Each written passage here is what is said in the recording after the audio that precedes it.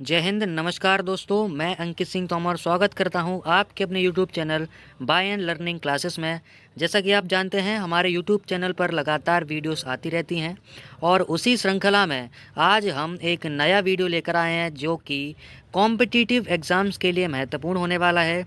अगर आप किसी भी प्रतियोगी परीक्षा की तैयारी करते हैं, चाहे वो एमपीपीएससी हो, यूपीएससी हो, एसएससी हो, बैंक, रेलवे या कोई भी प्रतियोगी एग्ज़ाम हो, तो आप इस वीडियो को पूरा देखें क्योंकि ये वीडियो आपके लिए बहुत ही महत्वपूर्ण हो सकती है।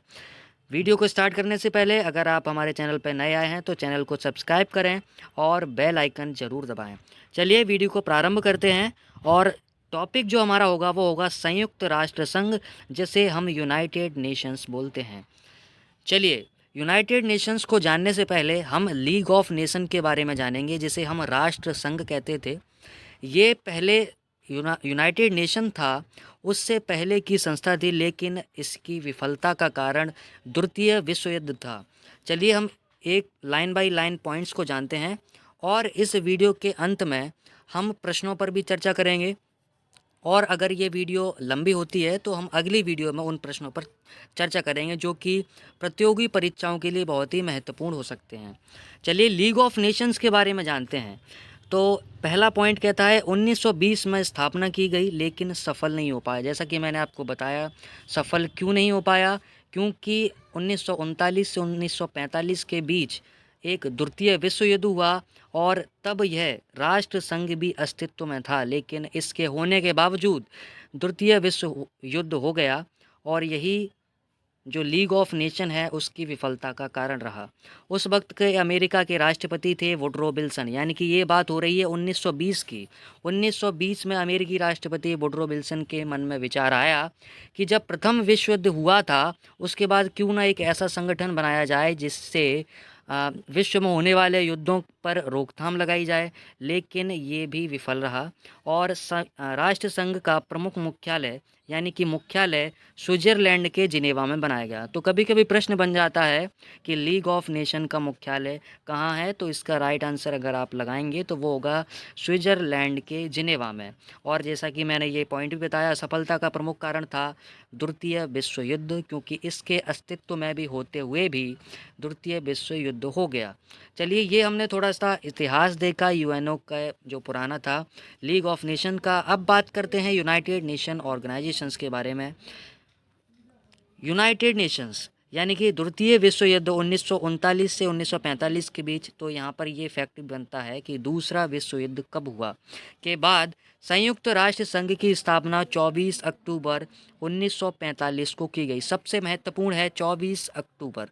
कभी कभी पूछ लिया जाता है कि संयुक्त राष्ट्र दिवस कब मनाया जाता है, तो ऑप्शंस आपके पास 4 होते हैं, तो उसमें से सही जवाब आपको देना पड़ता है कि 24 अक्टूबर। इस दौरान ब्रिटेन के प्रधानमंत्री ब्रिस्टल चर्चिल एवं अमेरिका के राष्ट्रपति फ्रैंकलिन डी रूजवेल्ट के प्रयासों से इस संगठन का गठन किया गया एवं 24 अक्टूबर को यूएनओ दिवस मनाया जाता है। तो प्रश्न यहाँ बहुत सारे बनते हैं, लेकिन हमने प्रश्नों की एक नई सीरीज जो है वो हम आपको वीडियो के बाद में या अगली वीडियो में हम देंगे। उससे आपका कोई भी प्रश्न छूट नहीं पाएगा। तो यहाँ भी प्रश्न बन सकता है कि यूएनओ की स्थापना के समय ब्रिटेन के प्रधानमंत्री कौन थे, तो ब्रिटेन के प्रधानमंत्री ब्रिस्टल चर्चिल थे। और अमेरिका के प्रधानमंत्री कौन थे, तो अमेरिका के राष्ट्रपति फ्रैंकलिन डी रूजवेल्ट थे। अब नेक्स्ट चलते हैं। यूएनओ का मुख्यालय न्यूयॉर्क। ये देखिए, प्रश्न सबसे महत्वपूर्ण प्रश्नों में से एक है कि यूएनओ का मुख्यालय कहाँ पर स्थित है। तो ऑप्शंस आपको बहुत सारे मिलेंगे, जिनेवा मिलेगा, नीदरलैंड्स मिलेगा, न्यूयॉर्क मिलेगा, लंदन मिलेगा। तो आपको सही आंसर लगाना है न्यूयॉर्क। न्यूयॉर्क में मैनहट्टन द्वीप पर 39 मंजिला इमारत बनी हुई है और इसके लिए भूमि का दान डी रॉकफिलर द्वारा किया गया था। तो आपको पूरी थ्योरिकल हम समझा रहे हैं, कोई भी प्रश्न इससे छूट ना पाए। चलिए नेक्स्ट पेज पर चलते हैं। और ये जो आपको बिल्डिंग दिखाई दे रही है, ये है मैनहट्टन द्वीप पर ये जो मुख्यालय बना हुआ है, यूनाइटेड नेशंस का मुख्यालय बना हुआ है मैनहट्टन द्वीप पर, जिसके लिए भूमि का दान डी रॉकफिलर ने दिया था। और ये कहाँ पर स्थित है, तो ये है अमेरिका के न्यूयॉर्क शहर में। चलिए, यूएनओ के द्वारा 6 भाषाओं को मान्यता प्रदान की गई है। तो कभी प्रश्न आ जाता है कि यूएनओ के यूएनओ की भाषाएं कितनी हैं, तो 6 भाषाएं हैं। और कौन कौन सी हैं, तो आपके सामने ये दिए है, French, Russian, English, Spanish, Chinese, Arabian. ये 6 भाषा हैं, ये 6 भाषा इम्पोर्टेंट हैं। और इन 6 भाषाओं की एक ट्रिक बन सकती है फ्रेस्का। तो क्या ट्रिक बनेगी दोस्तों, फ्रेस्का। और हम इसे याद कैसे करेंगे, एफ से होगा फ्रेंच, आर से होगा रशियन, ई से होगा इंग्लिश, एस से होगा स्पेनिश, सी से होगा चाइनीज़ और ए से होगा अरेबियन। एक बार फिर से देख लीजिए, फ्रेश का एक सिंपल और साधारण ट्रिक है, इसके जरिए हम 6 भाषाओं को याद कर सकते हैं बेहद आसान तरीके के साथ। इंग्लिश भाषा यूएनओ की कार्यकारी भाषा है जिसे 2010 में मान्यता प्रदान की गई। जैसा कि आप जानते हैं, इंग्लिश विश्व में सबसे अधिक बोली जाने वाली भाषा है और इसी के कारण जो इंग्लिश भाषा है उसे आधिकारिक रूप से यानी कि कार्यकारी भाषा के रूप में यूएनओ ने मान्यता प्रदान की। और जितने भी काम होते हैं यूएनओ के, वो अंग्रेजी भाषा में किए जाते हैं। यूएनओ के अनिवार्य अंगों की बात करते हैं तो सबसे ज़्यादा प्रश्न अगर बनते हैं तो यूएनओ के अंगों से बनते हैं। तो ये 6 अंग हैं जो कि अब इसमें से एक हटा दिया गया है जो था न्यास परिषद। हम इन 6 अंगों पर एक एक करके बात करेंगे। पहला है महासभा, दूसरा है सुरक्षा परिषद, तीसरा है सामाजिक आर्थिक विकास परिषद, चौथा है न्यास परिषद, पांचवा है अंतर्राष्ट्रीय न्यायालय और छठवां है संयुक्त राष्ट्र सचिवालय। चलिए एक एक करके इन सभी अंगों पर बात करते हैं और सबसे पहले जानते हैं महासभा के बारे में। विलियम वेंडनबर्ग ने महासभा को दुनिया की लघु संसद कहा है। तो आपसे पूछ लिया जाता है, क्वेश्चन ऐसे बनेगा कि निम्न में से कौन सा कथन, या इस तरह से पूछ लिया जाएगा कि दुनिया की लघु संसद किस विद्वान ने कहा है। तो विलियम वेंडनबर्ग, वहाँ 4 ऑप्शन दिए होंगे, तो ये ऐसे करके आप उसमें जो है उत्तर लगा सकते हैं। यूएनओ के प्रत्येक सदस्य राष्ट्र को अपने 5 प्रतिनिधि भेजने का अधिकार है जिसमें 1 स्थायी और 4 अस्थायी सदस्य होते हैं। 1 स्थायी व 4 अस्थायी, या माफ़ करिए यहाँ गलत हो गया, ये 4 अस्थायी होगा। ठीक है। महासभा का अधिवेशन प्रतिवर्ष अधिवेशन प्रतिवर्ष सितंबर माह के तीसरे मंगलवार को प्रारंभ होता है। तो ये भी प्रश्न बन सकता है कि महासभा का अधिवेशन प्रतिवर्ष कौन से माह में होता है या किस दिन होता है। तो ये आपसे प्रश्न बन सकता है, पूछ लिया जा सकता है। तो प्रतिवर्ष सितंबर माह के तीसरे मंगलवार को प्रारंभ होता है। अधिवेशन की अध्यक्षता महासभा द्वारा चुने गए एक व्यक्ति द्वारा की जाती है जिसका कार्यकाल 1 वर्ष का होता है। यह महासभा वेस्टमिनिस्टर हॉल में होती है जो कि लंदन शहर में है। महासभा के प्रथम अधिवेशन की अध्यक्षता पॉल हेनरी स्पॉक ने की थी। अगर आपसे पूछ लिया जाए कि महासभा के प्रथम अधिवेशन की अध्यक्षता किसने की थी, तो पॉल हेनरी स्पॉक द्वारा पहले अधिवेशन की अध्यक्षता की गई। सबसे महत्वपूर्ण प्रश्न जो परीक्षाओं में सबसे अधिक पूछा जाता है वो है, सन 1953 में 8वीं अधिवेशन की अध्यक्षता भारत की विजय लक्ष्मी पंडित द्वारा एवं यूएनओ महासभा की प्रथम महिला अध्यक्ष थी। कौन थी, तो दोस्तों विजय लक्ष्मी पंडित। विजय लक्ष्मी पंडित का नाम आता है, तो ये मैंने रिमार्क कर दिया है। विजय लक्ष्मी पंडित यूएनओ की जो महासभा था उसमें भारत की ओर से भाग लेने वाली पहली महिला या कहें पहला व्यक्ति, तो विजय लक्ष्मी पंडित का नाम आता है। चलिए अगले प्रश्न पर बात करते हैं या अगले पन्ने पर चलते हैं। 76वें अधिवेशन की अध्यक्षता 2021 मालदीव के वर्तमान राष्ट्रपति अब्दुल्ला शाहिद ने की थी। तो ये प्रश्न आपसे नहीं बनेगा, लेकिन प्रश्न कौन सा बनेगा वो देख लीजिए।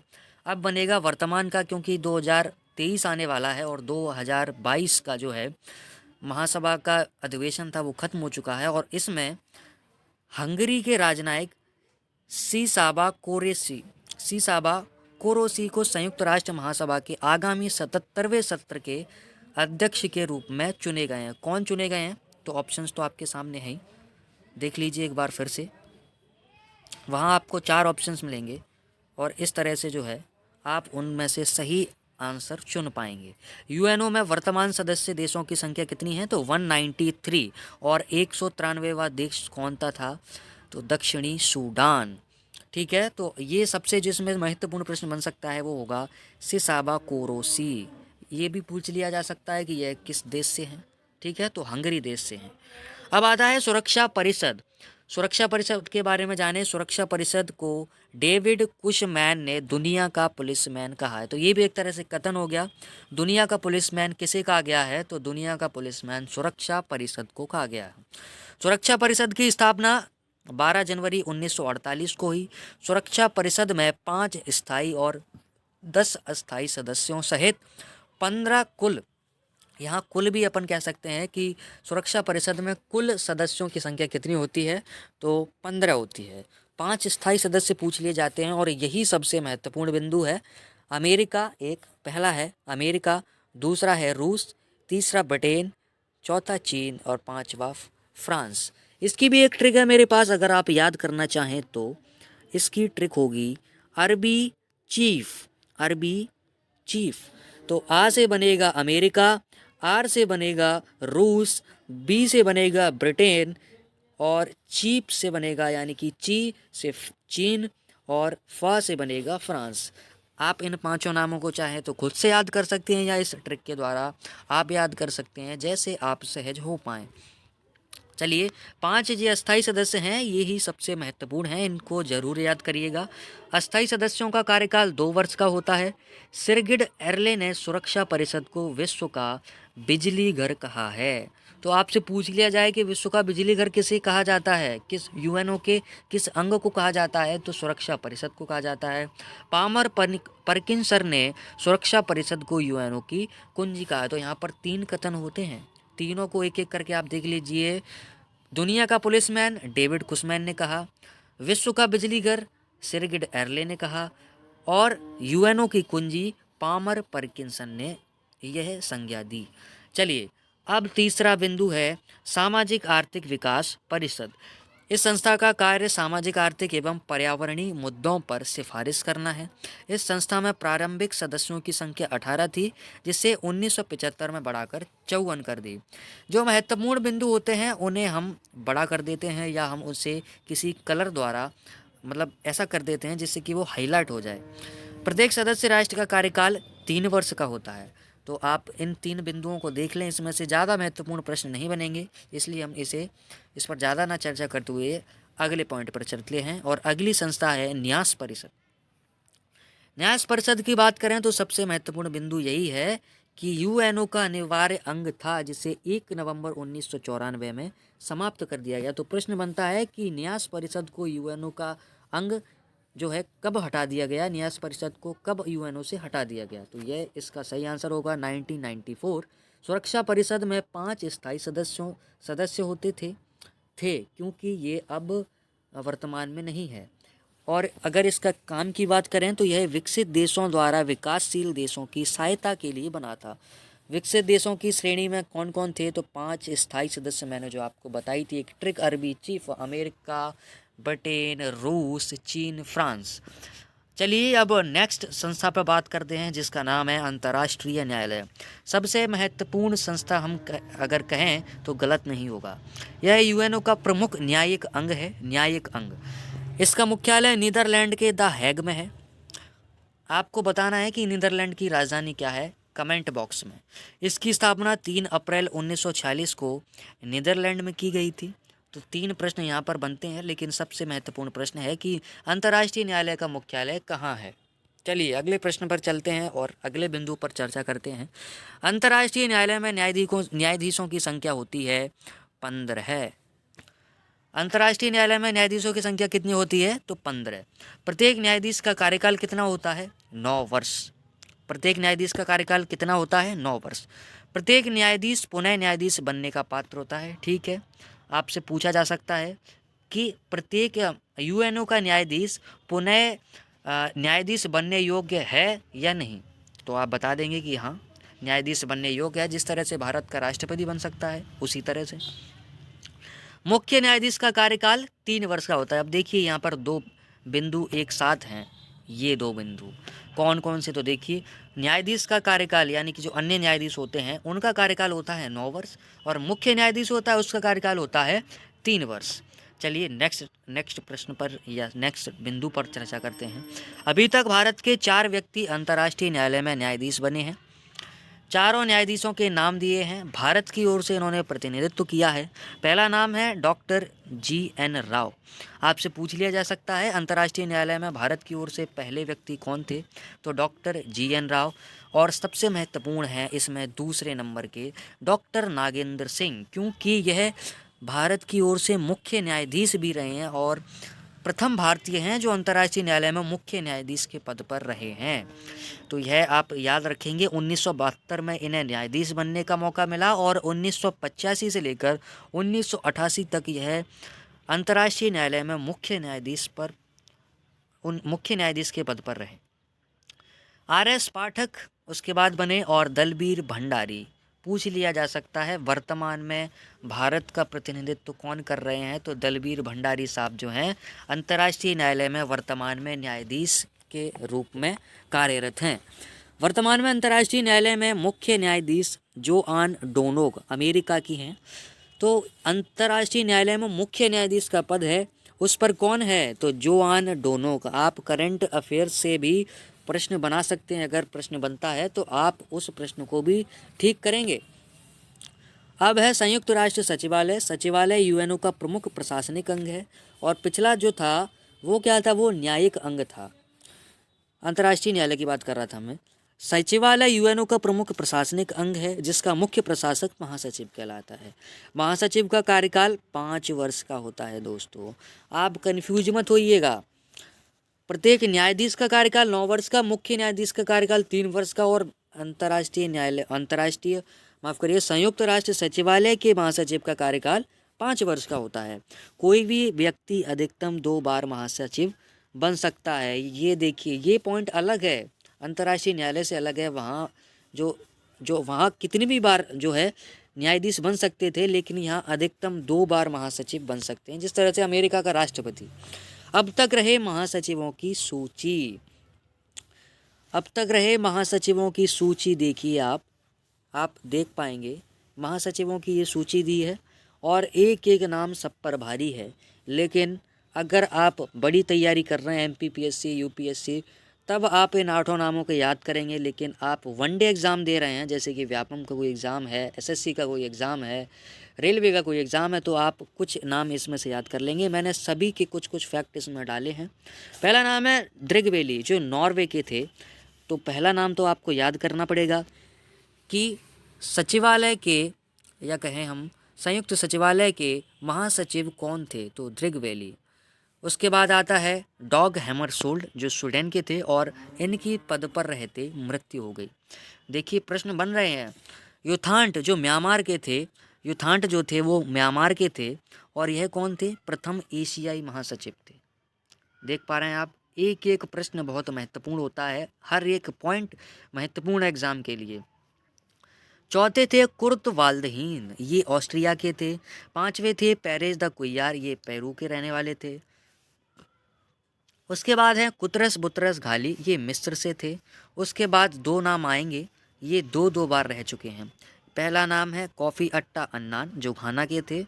बान की मून, ये दक्षिण कोरिया के थे। ये दोनों व्यक्ति जो हैं 2 बार बन चुके हैं। अब वर्तमान की बात करें तो प्रश्न जो बन सकता है, वनडे एग्ज़ाम हो, ये प्रश्न तो आपको बन ही सकता है। और MPPSC 2019 के एग्ज़ाम में ये प्रश्न पूछा जा चुका है, इसलिए और महत्वपूर्ण बन सकता है, क्योंकि करंट अफेयर से भी हमें इसे जोड़कर पढ़ना है। एंटोनियो गुतरेस पुर्तगाल के रहने वाले थे, वर्तमान में UNO के सचिव हैं और ये 2017 से पद पर रह रहे हैं। इस वीडियो में इतना ही। संयुक्त राष्ट्र संघ की अगली वीडियो जो हमारी आएगी, वो एक एक प्रश्न पर हम चर्चा करेंगे, MCQs पर चर्चा करेंगे। एक भी प्रश्न नहीं छोड़ेंगे जो कि एग्ज़ाम में आए और आपको ना आए, ऐसा हम प्रयास करेंगे। आपको वीडियो अगर पसंद आया हो तो वीडियो को लाइक करें, कमेंट करें। अगर कोई भी प्रश्न है आपके मन में तो आप कमेंट करके पूछ सकते हैं। अगर वीडियो अच्छी लगे तो शेयर करें और चैनल को सब्सक्राइब ज़रूर कर लें, क्योंकि आने वाली वीडियोस का नोटिफिकेशन आपको तभी मिलेगा जब आप चैनल को सब्सक्राइब करेंगे और बेल आइकन दबाएंगे। इस वीडियो में इतना ही। जय हिंद, नमस्कार, धन्यवाद।